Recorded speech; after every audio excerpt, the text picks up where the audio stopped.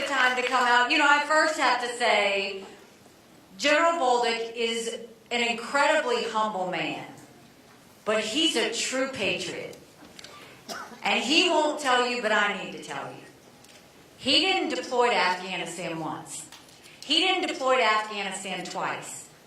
He deployed to Afghanistan 10 times.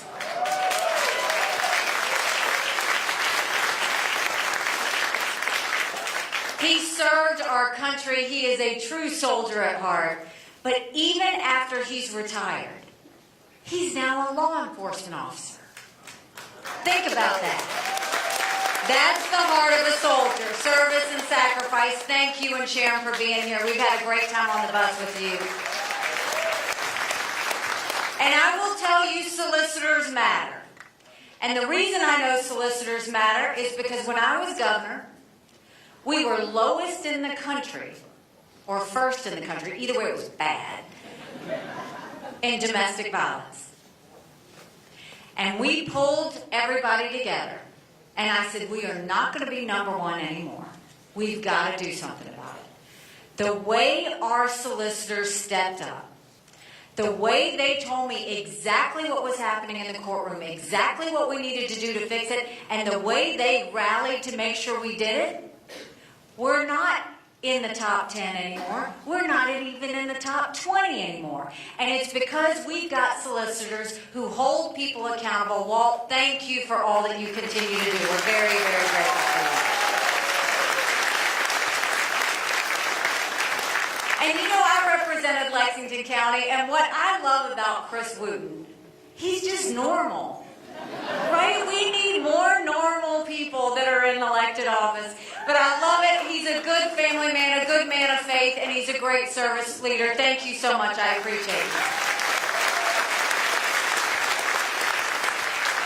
So when I look at this room, I think about all we've been through together.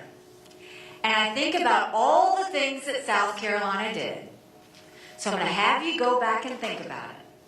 When I first came in, we had 11% unemployment. We had thousands of people on welfare. And South Carolina was the butt of the jokes. And what did we do? We rallied. And we got together. And by the time I left, we were building planes with Boeing. We were building more BMWs than any place in the world. We brought in Mercedes-Benz. We brought in Volvo. 5 international tire companies, and they were referring to us as the beast of the Southeast.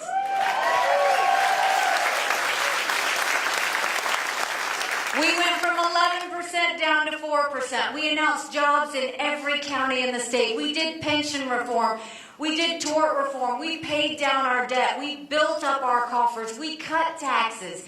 But we also acknowledged some truths.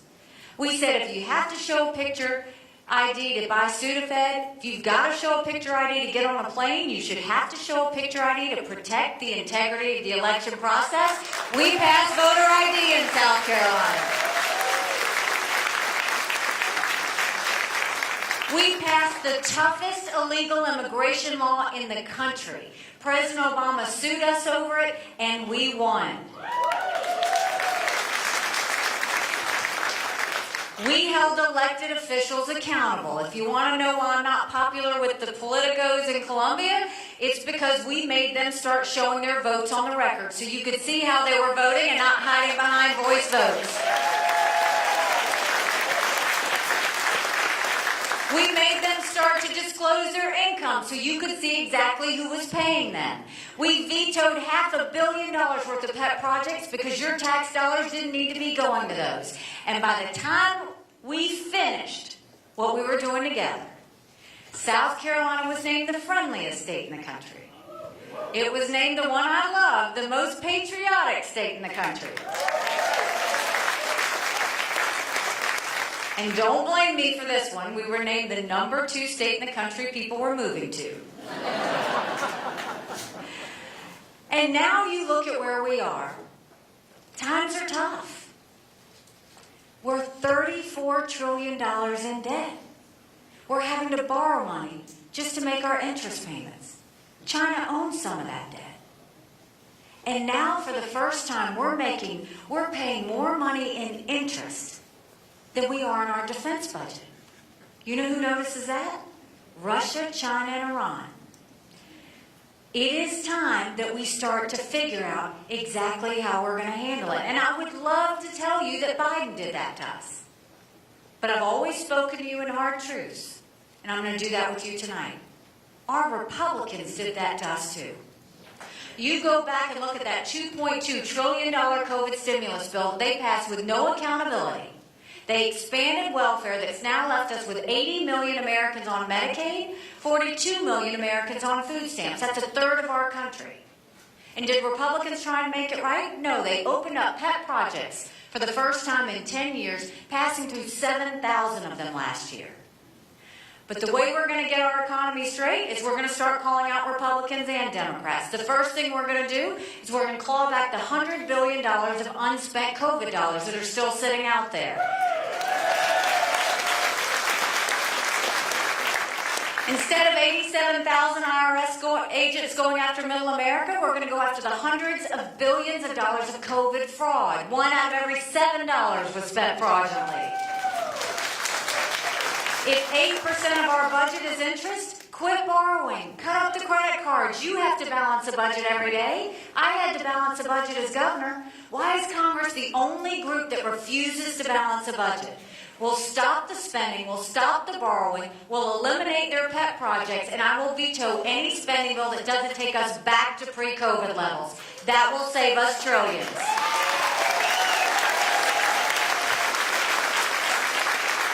We will take as many federal programs as we can, and we will send them down to the state level. That will dramatically reduce the size of the federal government, and it will empower people on the ground. Think education. Think healthcare, think welfare, think mental health. If we cut the strings, all those resources go down to the states where we can customize it. I would rather y'all make those decisions than any Washington bureaucrats. And then we're going to open up the middle class. We're watching the rich get richer and the poor get poorer. So we're going to cut taxes on the middle class and simplify the brackets. We're going to eliminate the federal gas and diesel tax in this country.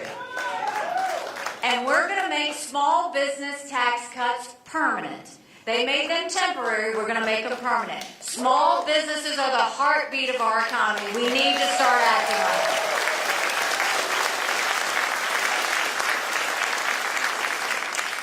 it. And you know, talking about Congress, they have one job, and that's to make sure that they give us a budget on time.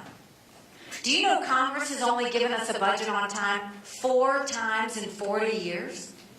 4 times in 40 years. Do you know what I'm going to do about that? When I'm president, they don't give us a budget on time, they don't get paid, period.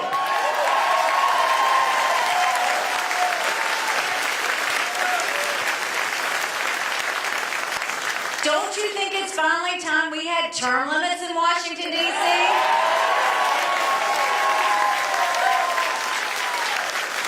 Don't you think we need to have mental competency tests for anyone over the age of 75? Now let me say this. I'm not being disrespectful when I say that. We all know people who are over 75 that can run circles around us. And then we know Joe Biden. Congress is now the most privileged nursing home in the country. These are people making decisions on the future of our economy. These are people making decisions on our national security. We need to know they're at the top of their game. We can't afford to play with that. And then let's talk about the border. I never thought I would see this in the United States. 8.5 million illegal immigrants have come across that border. We had more fentanyl come across the border that would kill every single American last year. Number 1 cause of death for adults 18 to 45, fentanyl. And don't think for a second China doesn't know what they're doing when they send it over. Now, when we passed the toughest illegal immigration law in the country, everybody took notice. We're going to do what we did in South Carolina, and we're going to go national with it. We're going to do a national E-Verify program and require every business have to prove that the people they hire are in this country legally.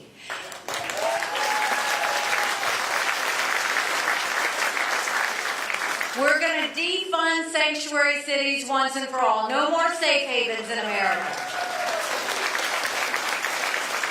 We're going to put 25,000 Border Patrol and ICE agents on the ground and let them do their job. We're going to go back to the Remain in Mexico policy so that no one even steps foot on U.S. soil. And instead of catch and release, we're going to go to catch and deport. That is what will stop what's happening on the border. And let's look at what happened last week, because there was a border bill last week. Now, I'll tell you, when you look at the border bill, what the bill did right was it strengthened asylum laws. We have to do that. 3 million illegal immigrants came in under Trump because we didn't have strong enough asylum laws. We need to strengthen those. What was wrong with the bill was it didn't have Remain in Mexico. We need to have that. And it had a 5,000 person threshold. We can't even have a 1 person threshold. But the problem was, when Congress voted on it, they didn't go back and try and make it right. They didn't go and say, let's fix it and make it harder. They went home. And then on top of that, what happened? President Trump told Congress, don't pass anything until after November. We can't wait that long.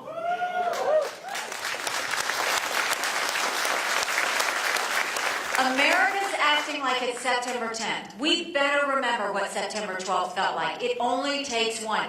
Congress needs to get in a room. They need to figure it out. They need to make it strong. And Donald Trump needs to stay out of it.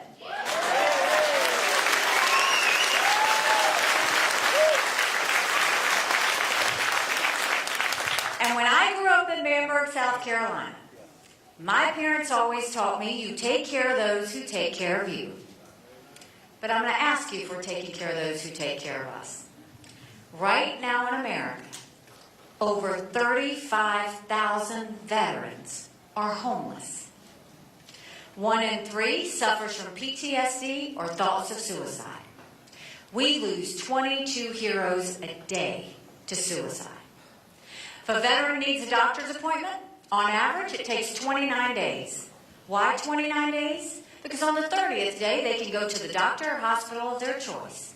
So midway through the 29 days, they get a call to reschedule, and the clock starts all over again. It's shameful how we treat our veterans. Now, I'm the proud wife of a combat veteran who served in Afghanistan.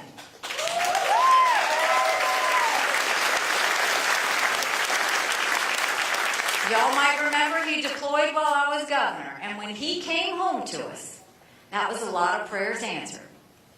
But when we got home, life got hard. Michael couldn't hear loud noises. He couldn't be in crowds. Life had passed him by for the year that he was gone, and the transition was tough. We can't just love our men and women when they're gone. We gotta love them when they come back home, too.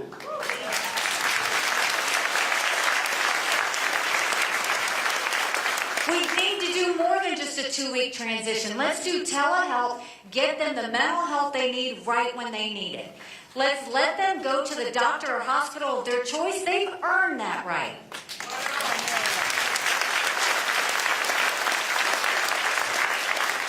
And I think the best way to deal with VA health care, I think every member of Congress should have to get their health care from the VA, and you watch how fast that gets done.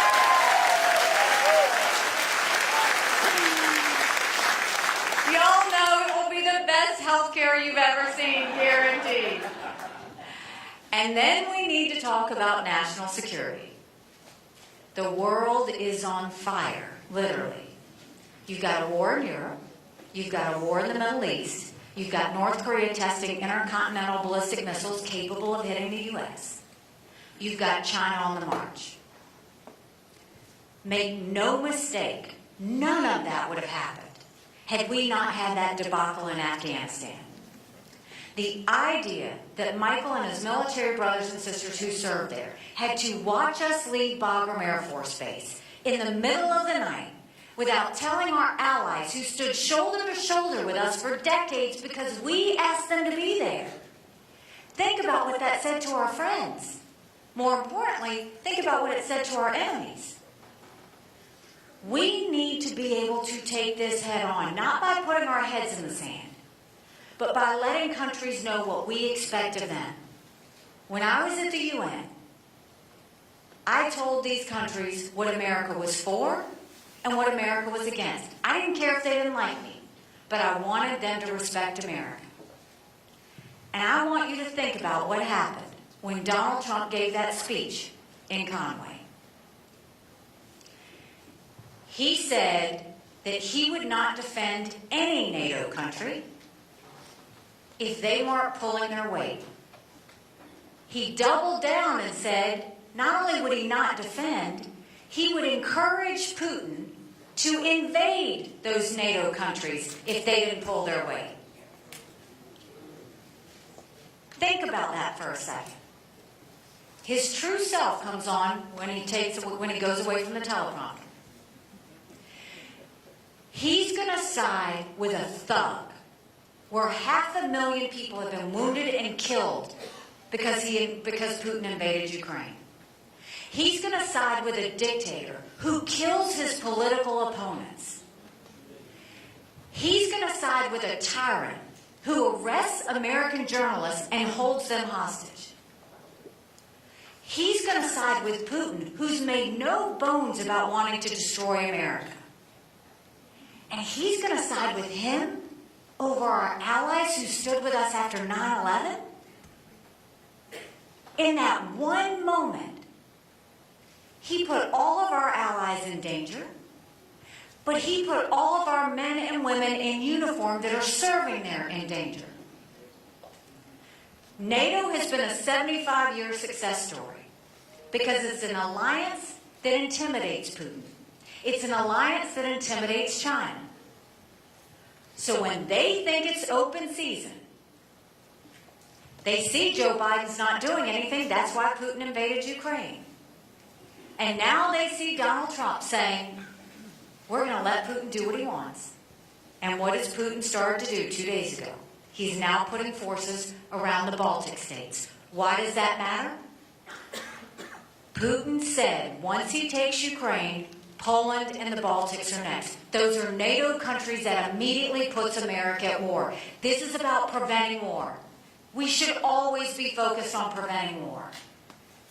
And the way that we do that requires discipline. And it requires us being smart, not careless with what we say. And in that same moment, that same night, he made fun of my husband's military service. Now, Michael and I can handle it, because when you're in a political arena, you learn not to take things personal. But you say something bad about one member of the military, you're saying something bad about every member of the military.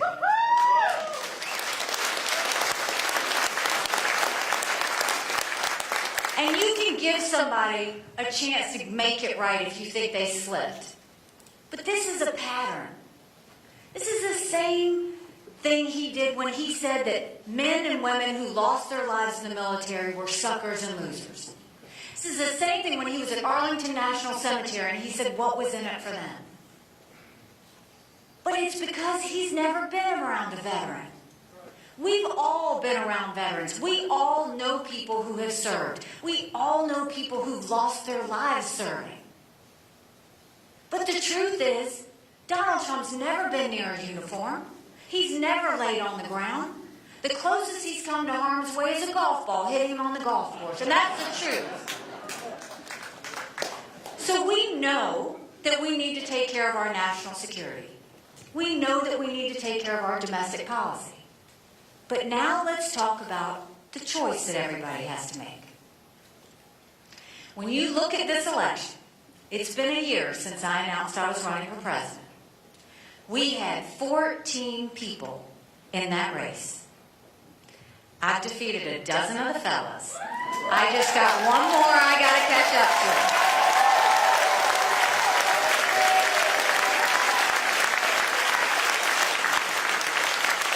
They said we'd never make it to Iowa.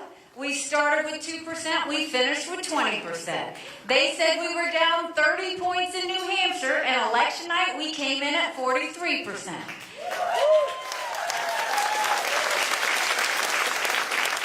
And what happened? Donald Trump was unhinged.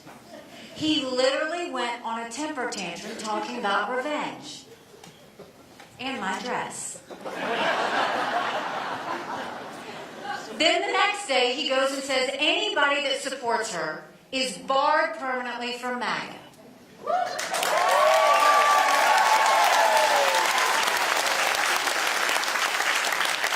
Now think about it. When you're running for president, your job is to bring people in, not push people out of your club. But we had a little fun with that. So we sold t-shirts that said barred permanently. We sold over 20,000 t-shirts. I kid you not. Then the next day, it keeps on coming. Then the next day, he pushes the RNC to name him the presumptive nominee. After 2 states, we don't anoint kings in this country. South Carolinians deserve the right to vote. So do every other state. They deserve the right to vote.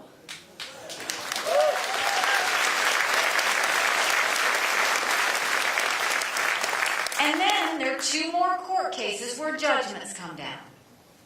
And he goes on another rant, this time about being a victim.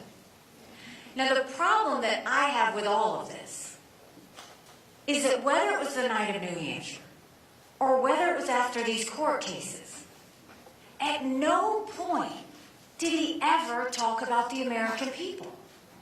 At no point did he talk about the fact we're $32 trillion in debt.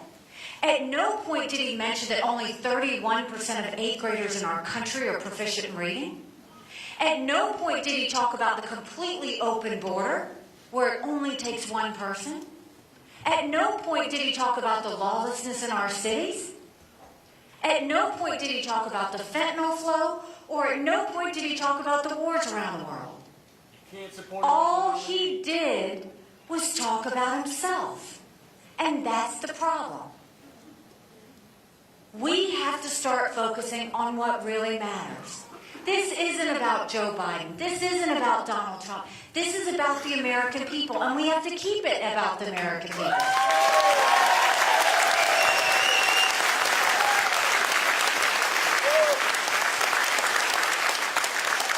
Now, I told you we would talk about some hard truths, so here are mine. I voted for Donald Trump twice. I was proud to serve America in his administration. I have no issues with him. This is not a dislike of him or anything else. The fact is, chaos follows him wherever he goes. And we can't be a country in disarray and a world on fire and go through 4 more years of chaos. We won't survive it. The other part is, if we want to correct this country, which I think you all want to do, we have to win. And he can't win. He lost it for us in 2018. He lost it for us in 2020. He lost it for us in 2022. But look at what happened last week. He loses another case where he doesn't get immunity. He's now going to be Citizen Trump. Republicans lose a vote on Israel. Republicans lose a vote on Mayorkas and the border. The RNC chair loses her job, and his fingerprints were all over it. Everything he does, we lose. And at some point, we've got to say, maybe he's the problem.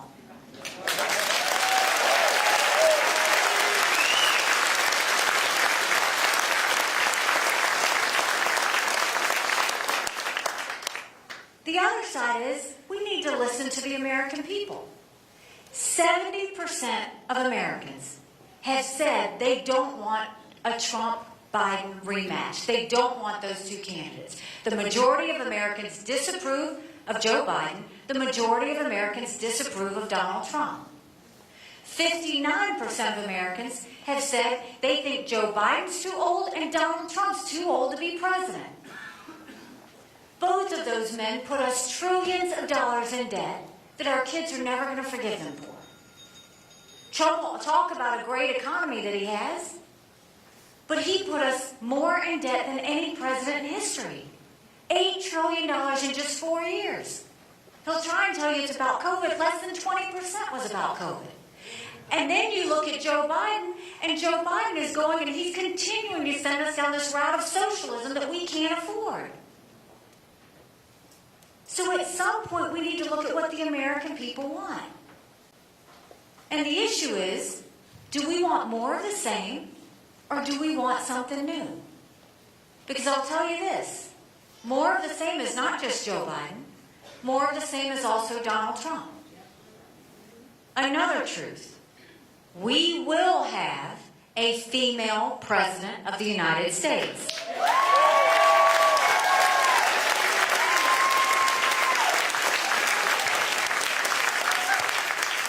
The hard truth, it will either be me or Kamala Harris. If Donald Trump gets the nomination, we will have a President Kamala Harris. And don't take my word for it. Look at any of the general election polls, any of them. Trump's down by 4, he's down by 7. On his best day, it's margin of error. I'm in every one of those same general election polls. And I defeat Biden by up to 17 points.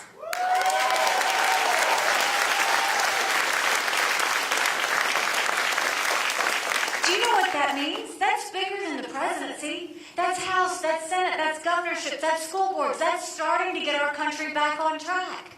But more than that, you win by double digits.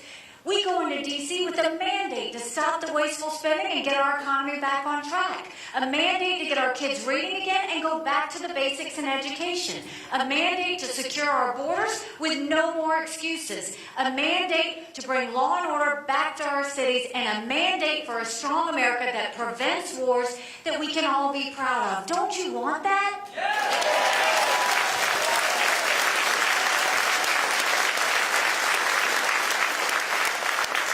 Because we can have that. But in order to have that, it's going to take a lot of courage. Courage from everybody in this room. Courage for me to run. And courage for every one of you to know. Don't complain about what happens in a general election if you don't vote in this primary. It matters.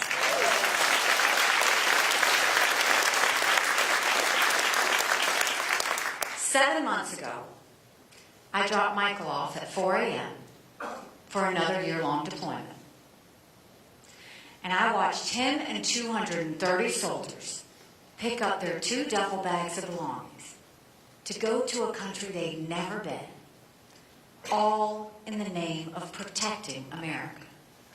They're willing to sacrifice their lives and their families because they still believe in this amazing experiment that is America. So if they're willing to sacrifice for us there, shouldn't we be willing to fight for America here?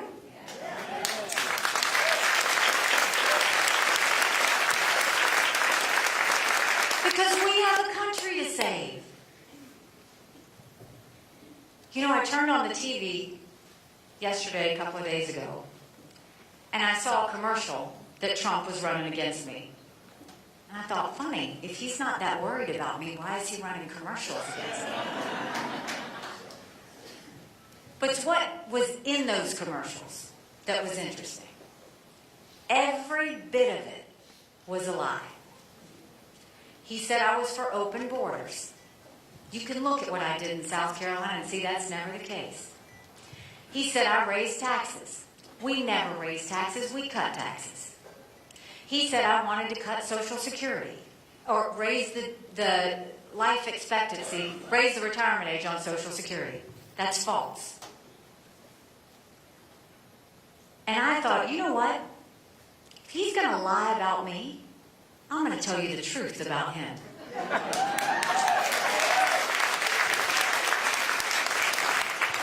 I'm going to tell you that you should ask him why when he was president, he proposed a 25-cent per gallon gas tax increase on all of us. You should ask him why it is that he's not going to touch Social Security, but when he leaves, you're going to get a 24% benefit cut in your Social Security. Why don't you ask him why he has now proposed another tax increase on every American family by saying he's going to put tariffs on everything that comes into this country, from baby strollers to appliances. That's going to add a tax increase to every American family by more than $2,800 per year. I would ask him, but he won't debate me. So we know we've got a job to do, right? Saturday's the day. It's election day. You can vote early. I know people who voted early. They said it's really easy. You go in, you go out. But this is what we need to do. We need to decide what it is we want. For me, what I can tell you, the reason that I'm doing this is because I worry about the younger generation. I worry about my kids. Because I see they've been through a lot. They went through COVID. They see this debt that government has and they feel it because they wonder what that burden is on them. They worry about whether they're ever going to be able to afford a home. They worry about where they're going to get a job. They wonder how they're going to make their dollars stretch. They're fearful of war. The thing we need to think about is, that I worry about in all of those things is, they should not think it's normal to have this much chaos.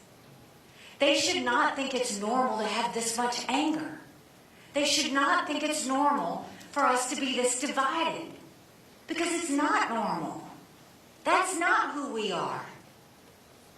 Now, I told you about all the successes we had together. But now I'm going to remind you about the challenges we faced together. We had multiple hurricanes. We had a 1,000-year flood. We had a school shooting. We had the shooting of Walter Scott. And we lost 9 amazing souls in Mother Emanuel Church. Any one of those could have brought us to our knees. You think about what happened after the church shooting. Every other city was on fire. Ferguson was on fire. We would turn on the TV and there were riots everywhere. Why didn't that happen to us? What did we do? We didn't have riots. We had vigils. We didn't have protests. We had prayer. The tone at the top matters. When we went through that,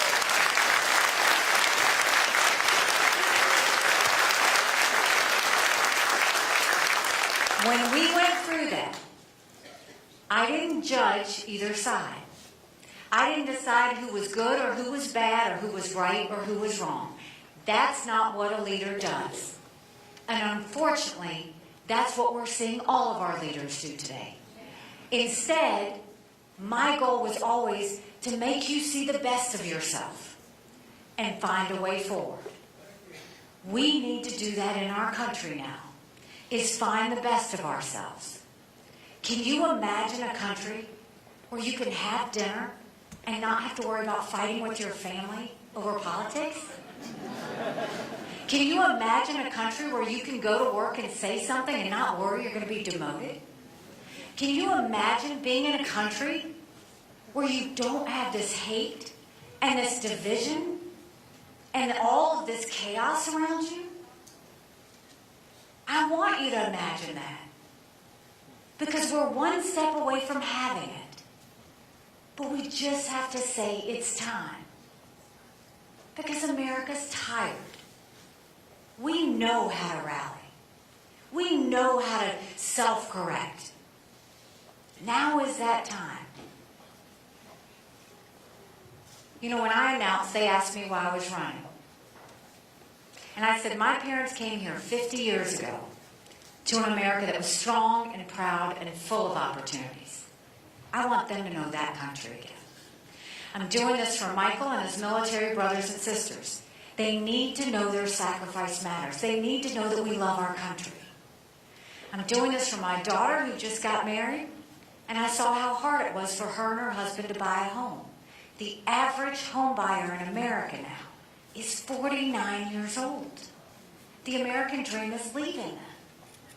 I'm doing this for my son who's a senior in college, and I am tired of watching him write papers of things he doesn't believe in just to get an A. That's not us. That's not America. And for the first time, 81% of Americans don't think their kids are going to live as good of a life as we did. We can't be okay with that. I'm not okay with that. We do have a country to save. But I'll promise you this. I am in this fight. I will take the bruises. I will take the cuts. This is going to be messy. And I'll take the hurt. Because I believe nothing in good comes easy. Sometimes we have to feel the pain to appreciate the blessing.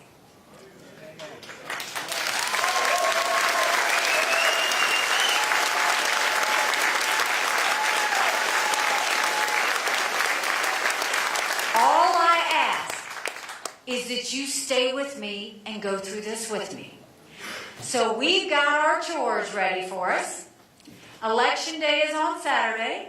If you had voted early, you need to take 5 people a day to vote early. I need every one of you to take a yard sign, and if your neighborhood won't let you have yard signs, put it in the back of your car. And I need you to take everybody you know to the polls. You would be shocked how many of your friends and family are only general election voters. I want you to send them a message from me. In a general election, we're given a choice. In a primary, we make our choice. We have the chance to make our choice.